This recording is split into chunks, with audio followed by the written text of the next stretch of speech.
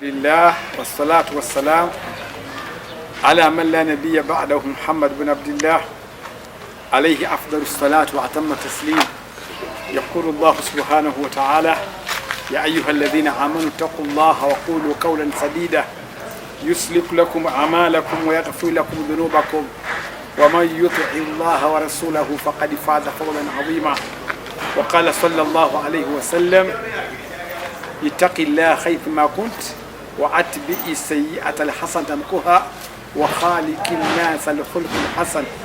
تندرز الله سبحانه وتعالى ويرفض عن تشاري بلم يفسم الدين الإسلام ناتم وجتي والنبي في محمد صلى الله عليه وسلم عن النبي أي سنبري دلهم بالنبي أبالي ينكم أبام الله يبرتني ميزة بالنبي به أتامت يبرتني ميزة ninga nabbi yamulonda bulunzi nga khatama al-anbiya yagenda okusembayo wa sayyidil mursalin era nga mukama waabwe diwe yayobo bukama bwe yagenda Bait Muqaddas nga ave Makka natuka ke Bait Muqaddas nga ali ku nswayiti Burak ne Jibril yasinkana man nabbi wamulinze n'abakwata mu ngana n'abutulira salam nayingira omuzikiti n'asale iraka naye abaali musola nemuzitowera nemukalubiya nemugajjako ng'awulira enswagiro nnene lyamaanyi muzikiti olwamala enkalamata nemukwata naye abuuza Jibuliru kiki n'agamba nti Allah bannabbi bonna emyoyo gyabwe agirese muzikiti n'ogisaaza era olwaleero oweereddwa okubeera nga gwe khatama gwakakomekereza ate gwe sayyidul mursalin era gwe ekitiibwa obannabbi bonna yabalaba bonna n'abatunyumiza n'ebyali awo Isra ne Miraji bingi bwe tuyisomesa ku Miraji insha Allah mulibiraba. Ekirala bakuutya okutya Allah subhanahu wa ta'ala buli mujali n'okumwagala n'okuteeka mu nkola Allah byayagala n'okwekuuma nga tukuva ku channel za kumanya na irimu tugenda maaso ne omusomo gwaffe ku misomo gye tulina emingi. Omusomo gwaliwo gwe twakomako ebyali wakati oba fitina yali wakati wa siraamu oluvannyuma lwa nabbi sallallahu alaihi wasallam nga avuddewo. Twalaba Uthmani butye baamutta enzita yali ekiryazaamaanya enzita yali omugwira obugwizi. Uthman nattibwa mu nzita ngambi newankubadde enkomerero yayita abantu abayali atwala nga ali myaka 84 kati jawaza hadha eri aweze emyaka egifankana kubeera bwe gityo n'ayita abamu ku bakungu be baali nabo bakola nabo emirimu ofiisi mwatudde okumutemera kugenda mu maaso twabiraba byonna naye abagamba abantu bonna nga bakuŋŋanyirawo nga nti wange n'abaga nti ayuhannansi bantu mmwe abantu banneetoledde bankubyeko olugo baagala okunzita abantu banneewerera naye nze Sumaani nakola ki abantu ne bamuga nti yashfikumullah Allah akuwonye amirul mu'minin Allah abakuwonye. n'agamba nti nawulira nabbi sallallahu alaihi wasallam nga ayogera ebigambo bisatu n'agamba la yahillu damul mu'min aw muslim omusaayi gw'abasiraamu teguyibwa illa bithalatha okujjako olw'ensonga ssatu. n'agamba omusiraamu attibwa lwa nsonga ssatu n'agamba ensonga esooka nafusu gwe mwoyo nga gusse mwoyo gunnaagwo. n'agamba nti Sumaani sitanga ku muntu yenna wabwereere lwaki baagala okunzita. n'abamugamba nti basajja kiwanga amirul mu'minin yashfiku Allah abakuwonye. n'abagamba nti ensonga y'okubujirayo nabbi sallallahu alaihi wasallam yagamba nti omusiraamu attibwa kiki rutadda baada imanihum rutadda ng'amaze okuva ku busiraamu n'abwawukanako oyo nno omusiraamu bambi bwava mu busiraamu naye tumutta. n'abaganda Uthman kyenva nnyingira busiraamu sigeza nka wadde obuvaamu wadde okwagala okuba nga nyinza obuvaamu ki ekiyinza okunzisa. n'amugamba nti Uthman Allah akuwonya abantu abo. n'abaganda ensonga ey'okusatu omusiraamu attibwa ng'abadde mufumbo ng'ayenze. n'agamba nti Uthman sayendako mu jahiliya saaliko mwenzi nga sinaba kusiraamuka ate bwe nasiraamuka era sisendangako. Abasiraamu baagala kunzitira ki namugamba eshifiku Allah abakuwonye owange gwa mukulembeze obusiraamu ebyo byonna byaliwo ku mulembe gwa Uthman naye twalaba nga Uthman yattiddwa twagala kutandikiraawo tulabe maadha hadas kyekyagwawo baada wafaati Uthman oluvannyuma lw'okufa Uthman ibn Affan newankubadde nga okufa kwe yaziikwa abantu baalinga bana bamunyolwa bamutaaka etteeka ly'obutamuziika era bamuziika bakuba kituli mu nnyumba ne bajjamu mayiti ye nga tebategedde banna bali oyisawo ennaku eziyiseewo ne bamukukusa ne bamuziika ku Bakiihi waggulu eri kasozi ku Bakiihi ng'abantu tebategedde n'aziikwa mangu nnyo abantu bonna ne batamanya buteebe buziisi. Ekirala Uthman ng'afudde Ali ibn Abi Talib twamulaba muganda wa Nabbi sallallahu alaihi wasallam abantu bamwezingako bamu obukulembeze Ali olw'okutya obukulembeze n'ebiri mu bukulembeze n'obukyangu buli bukulembeze Ali yagaana. Ali bwe yagaana okubeera omukulembeze abantu bamwenyolerako Ali n'addukira mu bisenge by'amayumba yeekweka ne bagenda eri Talaha namugamba nti Talaha nabbi yakwogerako oli omu ku basajja bagenda kuyingira ejjana oli dededede tukwagala kuwaddamula awo nno nga beegassemu batabi nga bayitirivu bali mbaanyangu wadde omuliro. Talaha n'agaana siyinza kubeera nga Ali agaanyi nze nenzikiriza mundeke ne bagenda eri Zubairi ibn Awwam ne bamugamba nti Zubairi oli mwana wa ssenga wa nabbi ate ogenda kuyingira ejjana ate oli mu 10 abaweebwa ejjana twagala obeere nga gwokwata ddamula.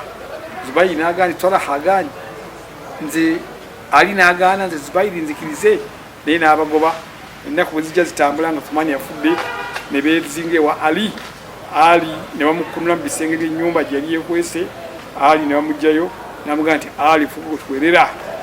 Ali nakkiriza okutahamala obukulembeze naye bamubuuza Ali lwaki wakkiriza batabani be baga ntaata lwaki okkiriza obukulembeze n'abagamba nti ntidde ayudhiqa amra ensonga z'obusiraamu z'obukulembeze ayudhiqa amra ensonga zino okukwatibwa ala gairi ahali abantu nga bazikutte si bajjinizo ensobi nnene obukulembeze kasita mwabujja ku bannyini bwo kyovula nga obusiraamu embeera gye tulimu miziki mwagiteekamu bachairman baimaamu tebakyalina buyinza mu mizikiti abazinyi tebasobola kwogera mu mizikiti wabula kuliko olukiiko lwogera n'ebirala bingi obukulembeze bwaggyibwa mu nsi yonna ne buweewa abatali bajjini bwo.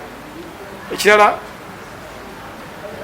Ali ng'akkiriza mwalimu gurupu mu basajja be abaali balowoozebwa okuba nga batta Uthman mwalimu gurupu eyali eyagala bwagazi Ali nga omuntu mwalimu gurupu eyali egaa nti Ali waba yakutte alhamdulillah Ali bw'abeera mu bukulembeze n'obeerawo gurupu evaamu neega nti tumatidde kufa kwa Uthman ngeri gye bamuseemu twagala Ali ate buli yenna yasse Uthman naye tulaba mubatta Uthman be basajja aba Ali abamuli ku mwanjo omuli abasajja be abamutadde ku bukulembeze Ali bakwata obatte Ali n'abaga nti abange mubadde ki abasse Uthman bajjidde mu kibinja bwe natandika okutta nyinza okutta nalumanya ne salumanya Ali n'ata raja anagaana bwe yagaana waliwo kigurupu ekyava e Makka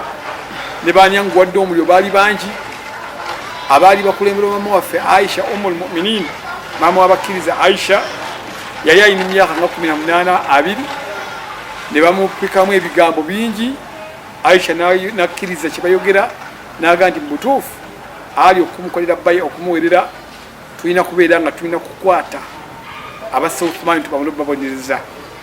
Ekirala abasajja ba Ali bagenda mu bisenge ne bakunula Zubairi ibn Awwam ne Talaha ne basahaba banene ne batwala ku maaso ga Ali ne bagamba nti Talaha werera Ali naffe tulaba Talaha olw'okutya n'akola bbayi anaawera Ali ne Zubairi n'awera abagamba nti twawera Ali wasuyufu ala unuqiha nga n'ebitala bituli ku nsingo zaffe ne tuwerera Ali ne oluvannyuma bambudukako Ali ne badda kusaidia mama waffe Aisha ejjukira nti mu Syria twaleka tugambye nti waliyo Amirul Mu'minin eyali akulembera teyali amir yali governor naye nga alina ejje ly'amaanyi, alina obukulembeze buli organized gwe baali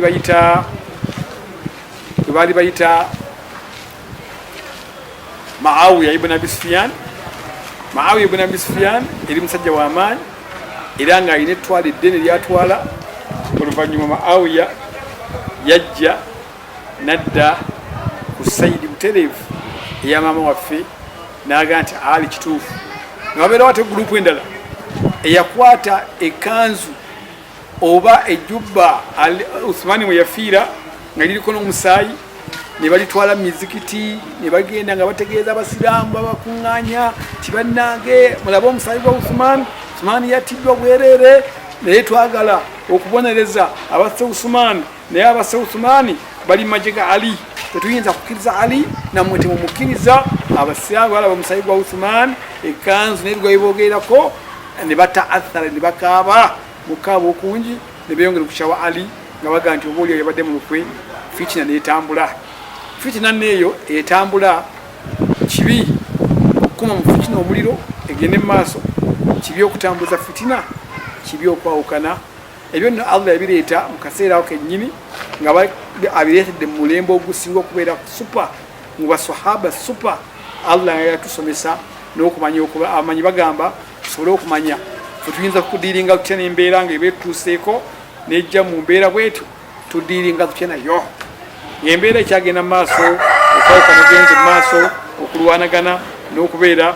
Ali yakuŋŋanya amagye, naye ne bakuŋŋanya amagye, ng'amagye Ali gakuŋŋanya agamba nti mwenna mmala kumperera mutubeere wamu. Ali n'awandiika bbaluwa mu bagavana ab'enjawulo, tukwatagane tubeere ekintu kimu, twogere ensonga emu. Bwe naamala okumperera tandika okunoonya basse Uthmani, naye mugamba nti omala kubatta ffe tubamanyi.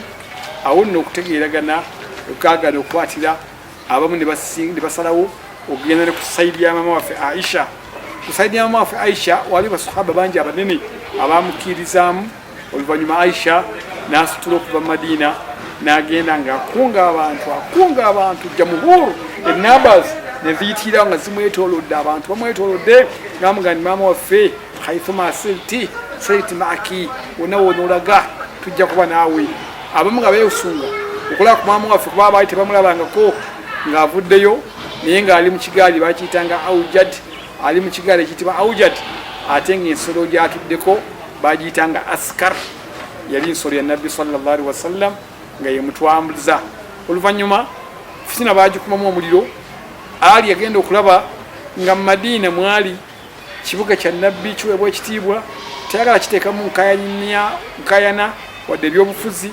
Ali n'asalawo asitule basahaba abanene ne banne abaamuwolekerako, n'agenda mu ttwali era lyamadde okukka wansi w'Obusiraamu mu nsi ya Iraaka, n'aguma mu kibuga ekiyitibwa Kuufa, n'ateeka zi woofiisi z'Obusiraamu, n'atwalayo basheekhe bangi abamanyi, basahaba bangi, ne batandika okusomesa eddiini. Abantu ne basiraamuka mu bibinja ne bayiga eddiini ekisipiri egenda mu maaso. Ali mu basajja ba baali basinga okubeera nga bakunga abajaasi babeere ku sayidi ya Ali, kwaliko sahaba ayitibwa oyinno sahaba wadda aslama kabula, yasiraamuka dda, alina enkirizo nnene, yali ayitibwa omuvubuka eyasiraamuka. Maama we nga ye Sumayya, maama we nga baamutte, yasobola okufiira eddiini eno ne taata we